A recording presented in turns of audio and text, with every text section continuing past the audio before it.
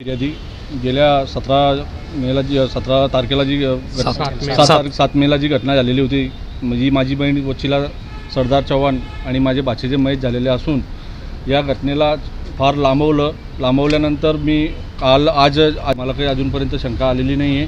त्याच्यावरती पोलीस प्रशासन याच्यात मला वाटतं कुठेतरी कमी पडलेले आहेत. याच्यावर काही निर्णय लागलेला नाही आहे. NDPSचा जो गुन्हा दाखल केलेला असून गांजा अंमली पदार्थ जो काही सापडलेला आहे त्याच्यात या गुन्ह्याबद्दल तर काही आम्हाला अजूनपर्यंत काही अनुभव मिळाला नाही. पण ते आज न्यायालयीन कोठडी या सगळ्या आरोपींना मिळालेली आहे, त्याच्या संदर्भात तुमचं काय म्हणणं? आम्हाला तर असं वाटत होती की जी काही कारवाई चालू आहे ती कठोर कारवाई व्हायला पाहिजे. पोलिसांना आम्ही बोललो होतो की साहेब आम्हाला फक्त न्यायच पाहिजे, न्यायाबद्दल आम्हाला दुसरं काही नाही. पण आम्हाला आता कुठेतरी वाटतोय की आम्हाला न्याय मिळालेला नाही.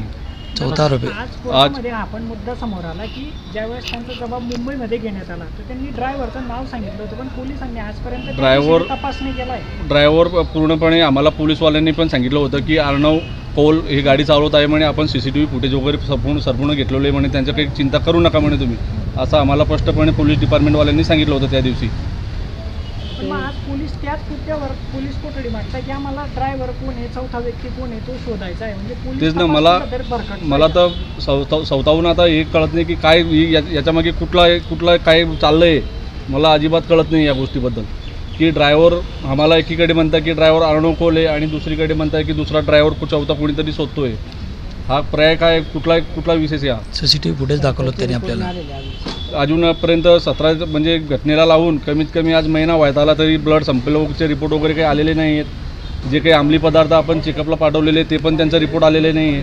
म्हणजे मला असं कुठेतरी वाटतोय की हा कायदा पैशावाल्यांसाठीच आहे, गरिबांसाठी हा कायदा निष्पन्न झालेला नाही आहे. आता दुसरी गोष्ट, गिरीश महाजन जे अपघात घडल्यानंतर 18व्या दिवशी मीडियाशी बोलतात, 5 लाखाच्या मदतीची घोषणा करतात, पण 8 दिवसात पाठपुरावा नाही झाला मंत्र्यांकडून. ते आता हे बघा, ज्याची सगळ्यांची भूमिका असते साहेब. मला तर मी तर स्पष्टपणे सांगतोय की गरिबाकडे कुणी लक्ष देत नाही, पैसेवाल्यांकडे तर भरपूर लोक धावत जातात. पण आम्हाला तर आज आम्हाला समजून गेलं की न्याय काय आहे. गरिबाला कुणीही पाठिंबा देणारा असा न्याय कोण नाही, आजपर्यंत मला समजून गेला. आज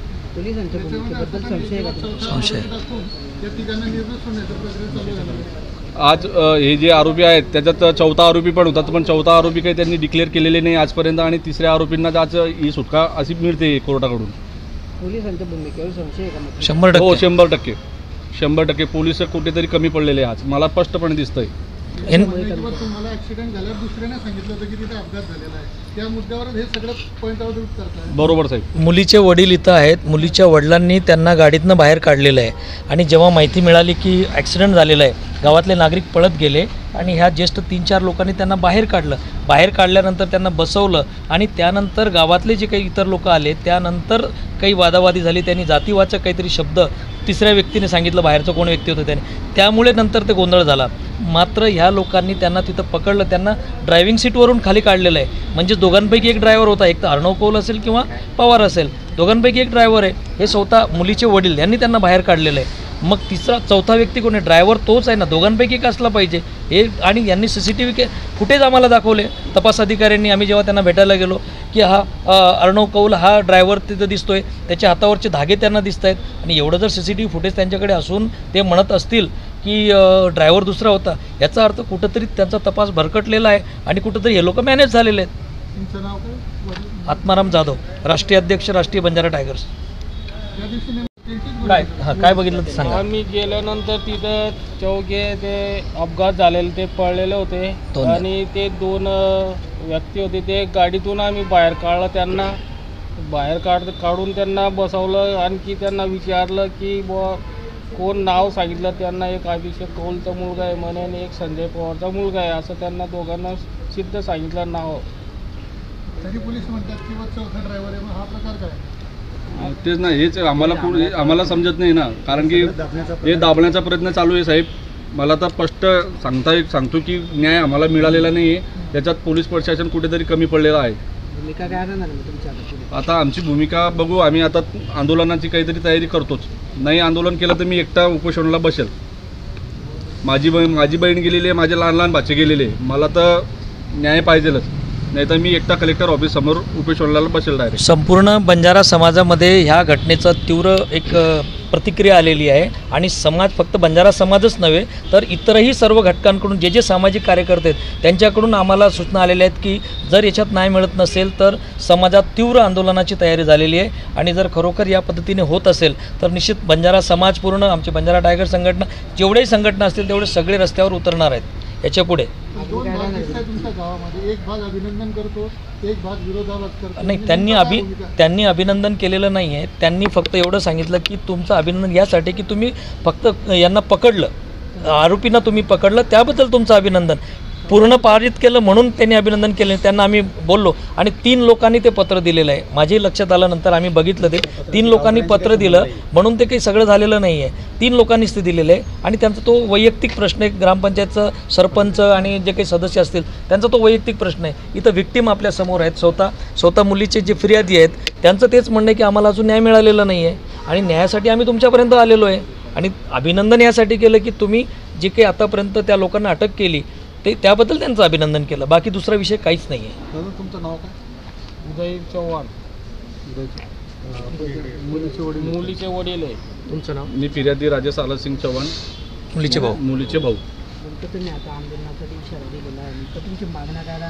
मागण्या आम्हाला एकच आहे साहेब की आम्हाला फक्त न्याय पाहिजे आणि जो आरोपी आहे त्यांना कठोर कारवाई व्हायला पाहिजे. होत नाही ना, कुठं दिसत नाही ना की कारवाई होते. ती होत असली तर आम्ही कुठं हे केलं असतं एवढं मोठं. कारवाई झालीच नाही ना, याला थोडी कारवाई म्हणता आपण.